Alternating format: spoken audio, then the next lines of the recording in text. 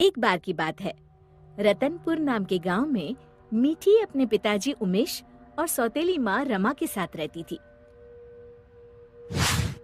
उसकी सौतेली माँ उससे बहुत काम करवाती। मीठी, कुएं से पानी लेकर आओ। हाँ माँ, अभी लाती हूँ। रास्ते में धूप से बचने के लिए वो एक लीची के पेड़ के नीचे खड़ी हो गई। तभी उसका ध्यान लीची के पेड़ की तरफ गया। लगता है इसको पानी की जरूरत है। मैं आज इसमें थोड़ा पानी जरूर डालूंगी।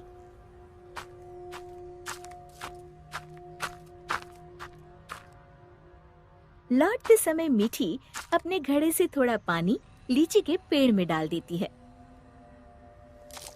अब ये उसका रोज का नियम हो गया। जाते समय थोड़ी देर रुकती और आते समय थोड़ा पानी उसमें डाल देती। उसी पेड़ में एक चुड़ैल रहती थी।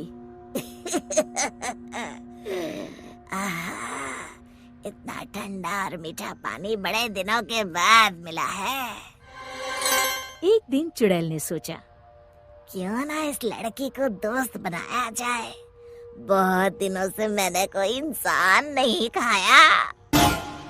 और वो मीठी की हम उम्र लड़की का रूप बनाकर कुएं पर बैठ गई। क्या नाम है तुम्हारा?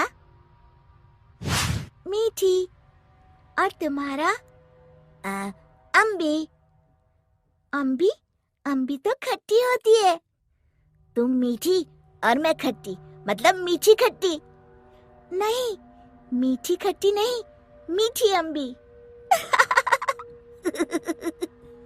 दोनों खिलखिलाकर हंसने लगती है।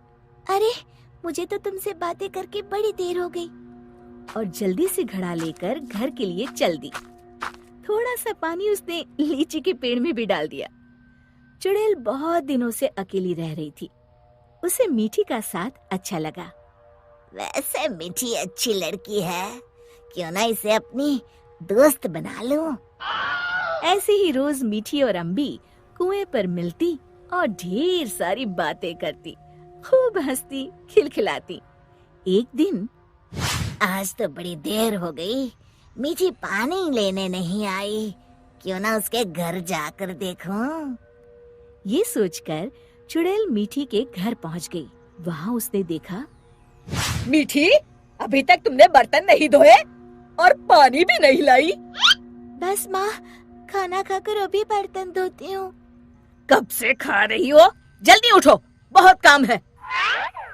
खाना खाकर मीठी बर्तन धोने लगी। आज मैंने लीची के पेड़ में पानी भी नहीं डाला और ना ही अपनी दोस्त से मिल पाई।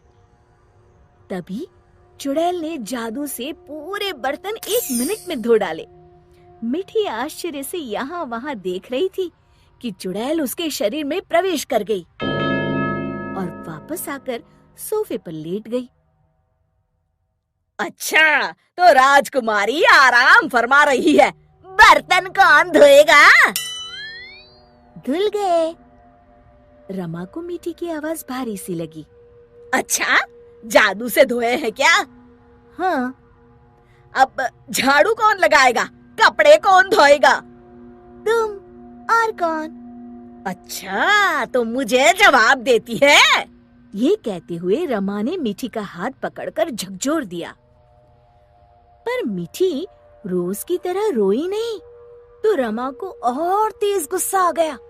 मारने के लिए आगे बढ़ी ही थी कि मीठी ने उसका हाथ पकड़कर गोल घुमाकर छोड़ दिया। रमा तेजी से गोल गोल घूमने लगी। कुछ देर तक घूमने के बाद रमा ने एक बार फिर हाथ उठाने की कोशिश की। इस बार एक धक्के में रमा घर के चारों कोनों में टकराई और फिर एक कोने में जाकर गिर पड़ी। अब जाकर कपड़े धो। जाती हूँ। वो आराम से सोफे पर लेटकर टीवी देखने लगती है। थोड़ी देर बाद रमा कपड़े धोकर कमरे में आई। जाओ, जाकर झाड़ू पोछा करो। रमा कुछ बोलने ही वाली थी कि मीठी की लाल लाल आंखें देखकर डर गई। लगाती हूँ, अभी झाड़ू लगाती हूँ।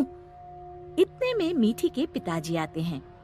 उन्होंने पहले कभी रमा को काम करते हुए नहीं देखा था। रमा, तुम काम क्यों कर रही हो? मीठी कहाँ है? रमा जोर जोर से रोने लगी और उंगली से इशारा किया जहां मीठी आराम से लेटी हुई थी। मीठी, मैं क्या देख रहा हूँ?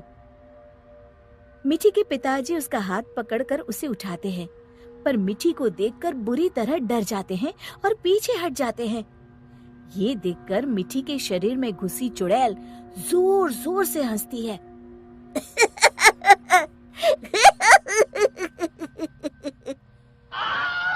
उमेश समझ जाता है कि मीठी पर चुड़ैल का साया है। कौन हो तुम और यहाँ कैसे आई?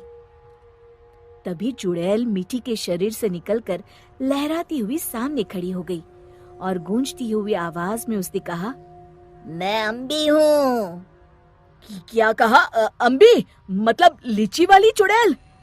हाँ, और मीठी मेरी दोस्त है। तुम लोग उसे बहुत परेशान करते हो। मैं तुम सबको खा जाऊंगी।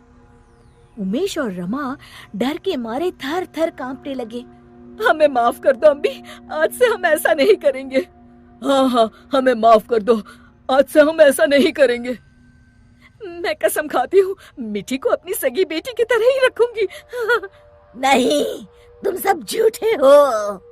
अम्बी को बहुत गुस्सा देखकर मीठी बोली, नहीं नहीं अम्बी, तुम मेरी अच्छी दोस्त हो ना। मेरे माँ पिताजी को कुछ मत करो। नहीं, इन्हें सबक मिलना जरूरी है। तुम्हें मेरी कसम। ठीक है, अभी छोड़ देती हूँ, लेकिन जब भी तुम्हें मेरी जरूरत हो मुझे बुलाना, मैं फौरन आ जाऊंगी। और फिर उस दिन के बाद से रमा ने कभी मीठी को तंग नहीं किया। शिक्षा: हमें किसी के भोलेपन या मजबूरी का नाजायज फायदा नहीं उठाना चाहिए।